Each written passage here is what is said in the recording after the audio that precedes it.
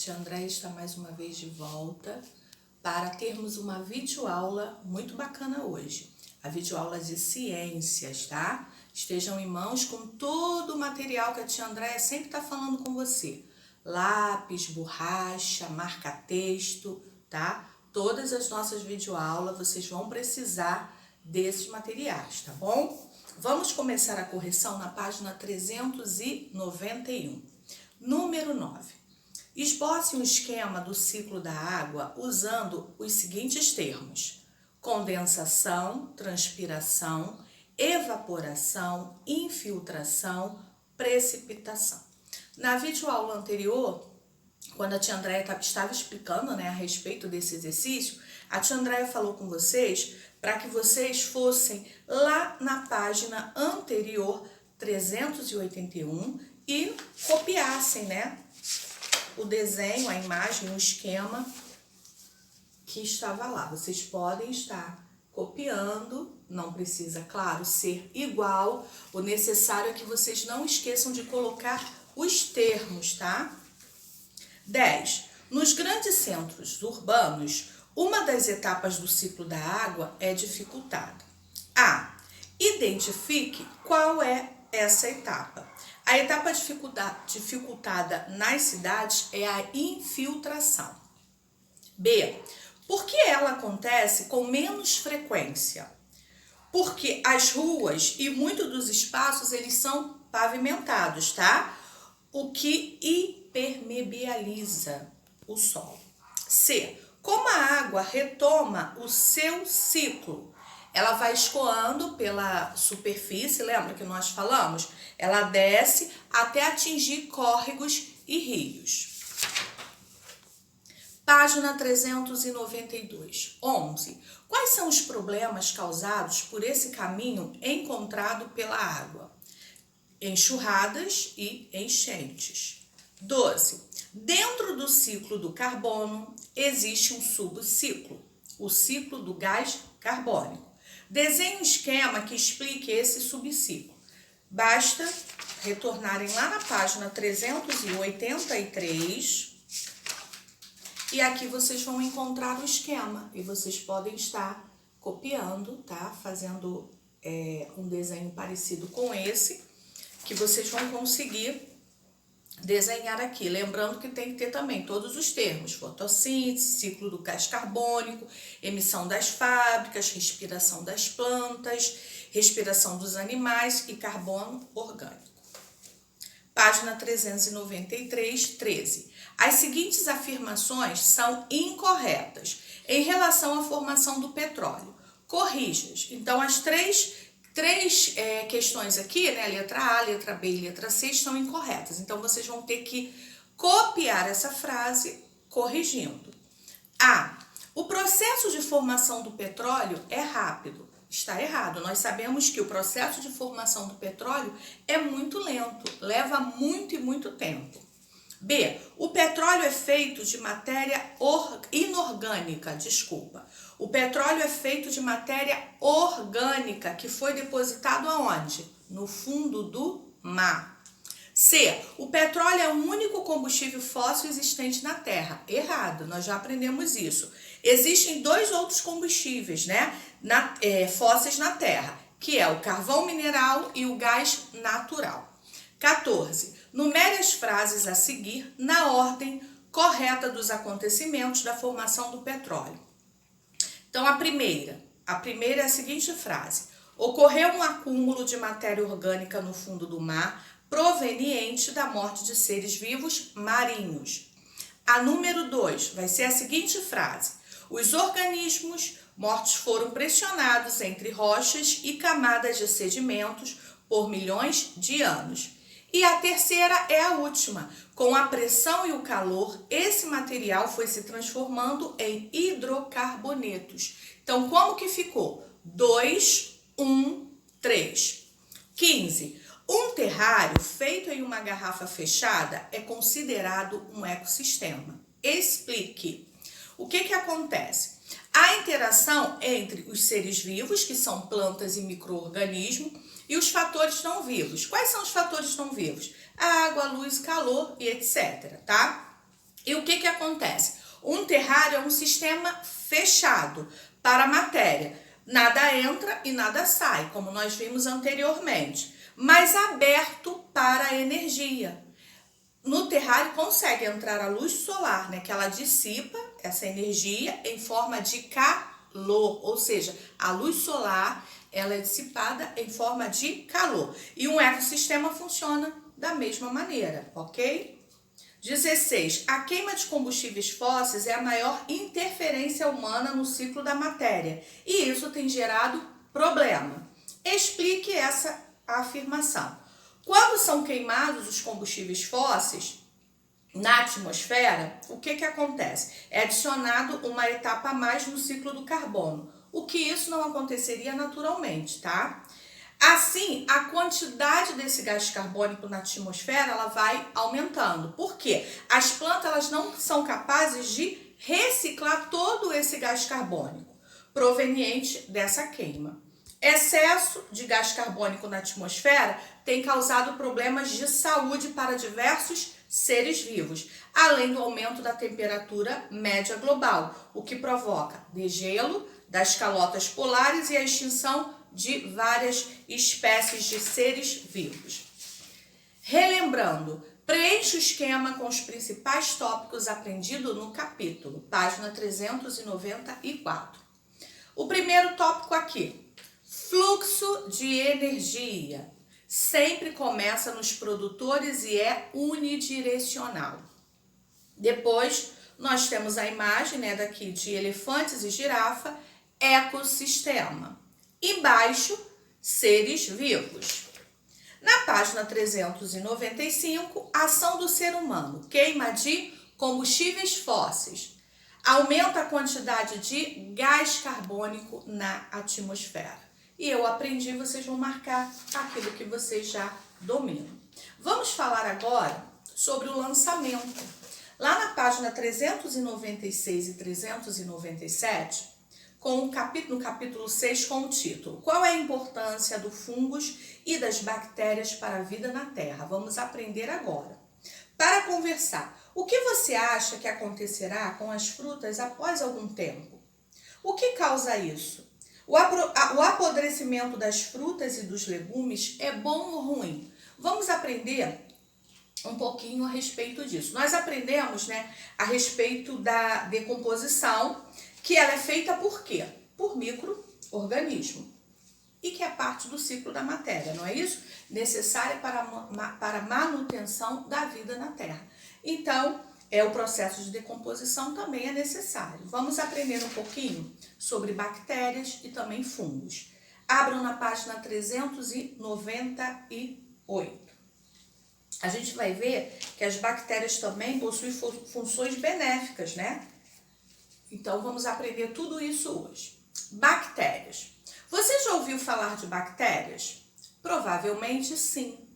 Principalmente aquelas indesejáveis que causam doença, quando temos uma festa se aproximando, não é?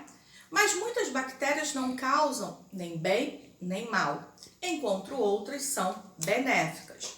Né? A gente sabe que algumas bactérias elas podem causar doença. Nós temos como exemplo tétano, tuberculose, cólera, meningite, leptospirose, pneumonia.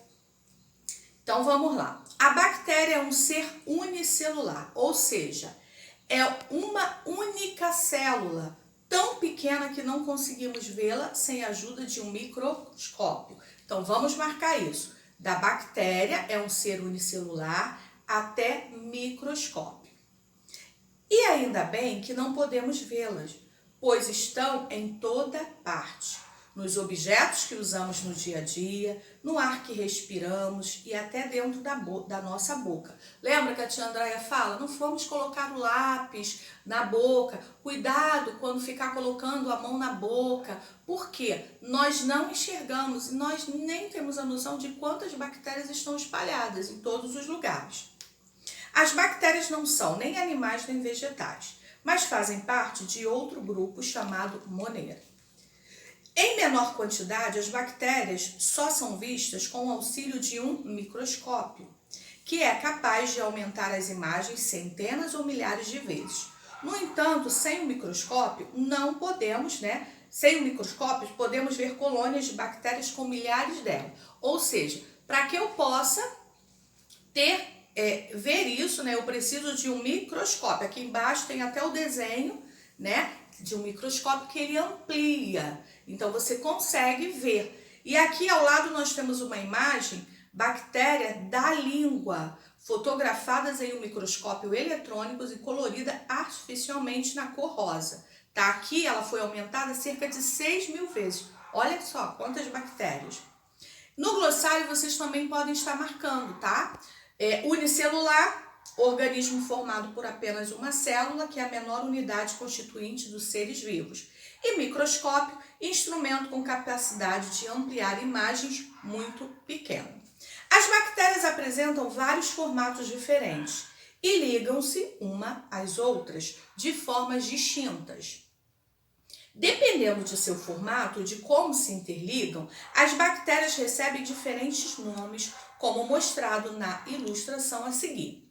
Apesar de serem classificadas quanto ao seu formato, essa classificação não está relacionada com o fato de a bactéria ser benéfica ou maléfica para o nosso organismo.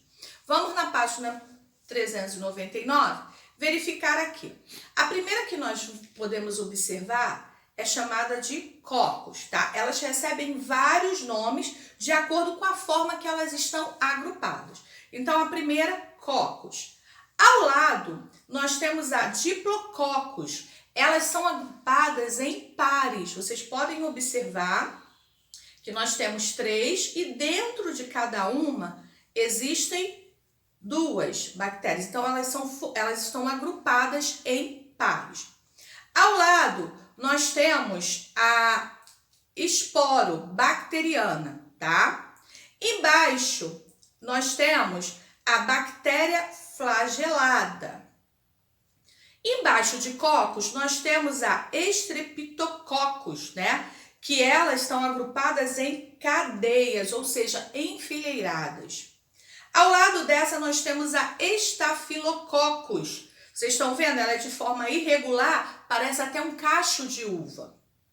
Ao lado dessa que eu falei, da Staphylococcus, nós temos os vibriões, tá? Ele é formado em forma de vírgula, causa cólera. Depois nós temos os espirilos, que elas são bem rígidas, essas bactérias. Ao lado nós temos bacilos, em forma de bastão, né? E eles também recebem nome diferente de acordo com a forma também que estão agrupadas, tá? Igual o outro que a tia Andréia falou, os cocos, ok? Então aqui nós temos alguns exemplos, né? Algumas classificações referentes às bactérias. Lembrando, só conseguimos enxergá-la utilizando microscópio. Então, olha a quantidade de bactéria que fica espalhada por todos os lugares e nós não temos como ver, a não ser utilizando o instrumento, né, que eu falei que é o microscópio. Por isso a importância de estarmos lavando as mãos toda hora, agora então muito mais. 1. Classifica as seguintes bactérias segundo sua forma e como estão interligadas. Vocês vão observar todas as informações que estão acima, né, do exercício. Vocês vão observar a forma de cada bactéria e vão colocar os nomes de acordo com aquilo que vocês verificaram. Depois, na página 400 e na página 401, nós temos um investigando, que vocês não vão fazer, tá? Não precisam fazer. E vamos passar para a página 402. Nós vamos falar um pouquinho sobre fungos. Mas antes de começarmos, né, a lermos, né, essa parte que está falando a respeito de fungos, eu vou pedir para que vocês estejam já se preparando com caderno, porque a tia Andréia vai passar agora um vídeo bem bacana falando sobre bactérias, fungos, decompositores, e é necessário que vocês estejam anotando aquilo que vocês acharem importante. Assistam o vídeo agora com muita atenção, tá bom?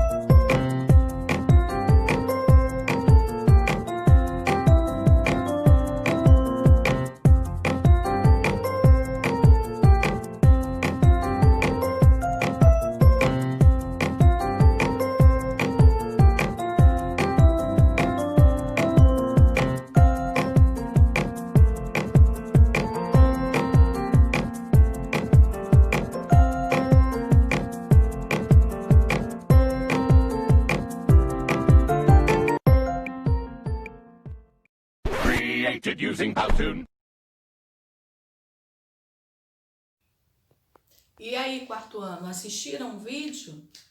Anotaram? Fizeram as anotações importantes, né? Aquilo que vocês verificaram que era necessário estar anotando? Vocês podem observar que nós falamos sobre bactéria, agora nós estaremos falando sobre os fungos. As bactérias, elas são formadas por uma única célula. Os fungos, nós vamos aprender que alguns são formados por uma célula só, mas outros são formados por várias células. Então, existe essa diferença entre a bactéria e o fungos. Vamos na página 402. Outros organismos que têm papel essencial na decomposição de matéria orgânica são os fungos. Eles também não são nem animais nem vegetais e pertencem a outro grupo chamado fungi.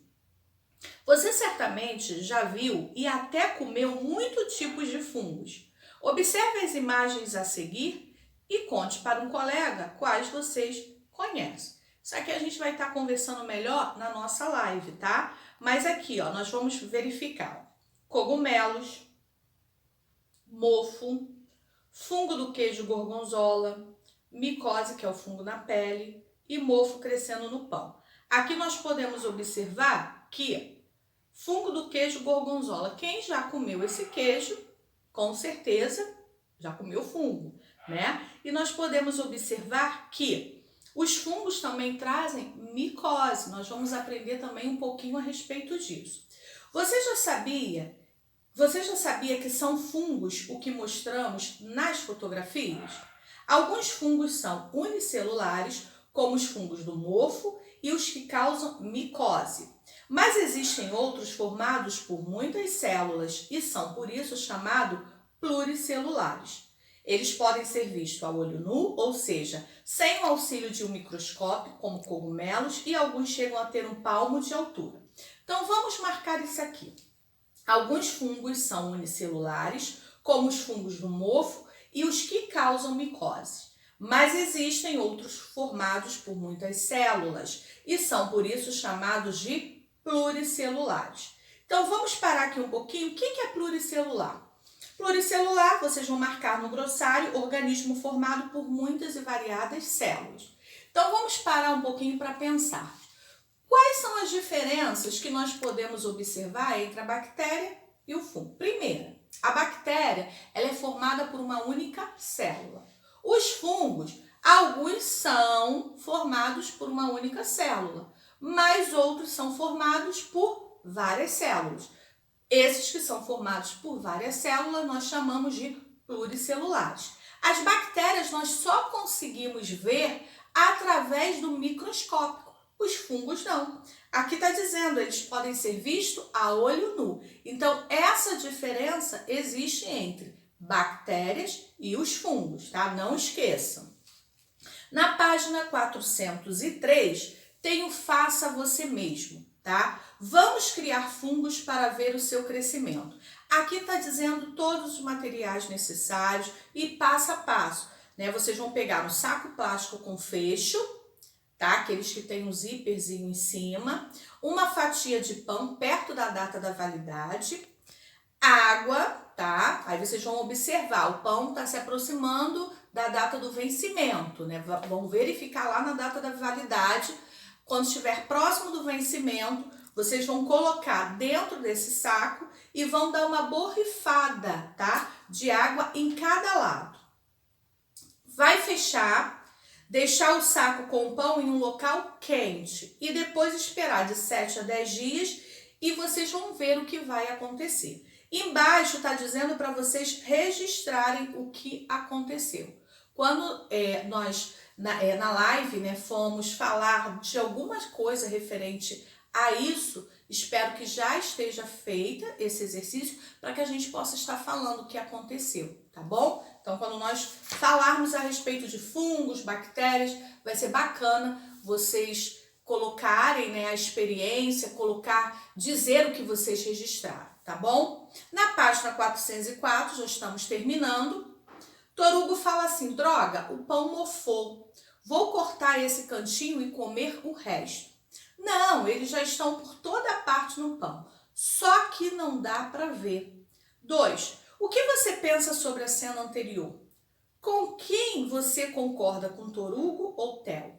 Explique sua posição com base no que aprendeu sobre fungos até agora. Isso aqui vocês vão estar fazendo no caderno, registrando. Lembrando que não é porque uma parte do pão, né, ela está com fungo e você vai cortar aquela parte e comer, né? Não é legal fazer isso. A mesma coisa quando você está com algum legume, um criou, né? Você percebe ali que apodreceu, tá junto com o outro, você vai jogar aquele apenas que apodreceu. Nós temos que ter bastante cuidado, tá bom? Então vocês vão verificar todas essas informações aqui e eu quero que vocês coloquem no caderno de ciências a opinião de vocês. Quem está certo, se é o Torugo ou se é o Theo e por quê, tá bom? Então, tia Andréia vai ficando por aqui. Até a próxima. Até a nossa próxima live. Um beijo, fiquem com Deus. Tchau.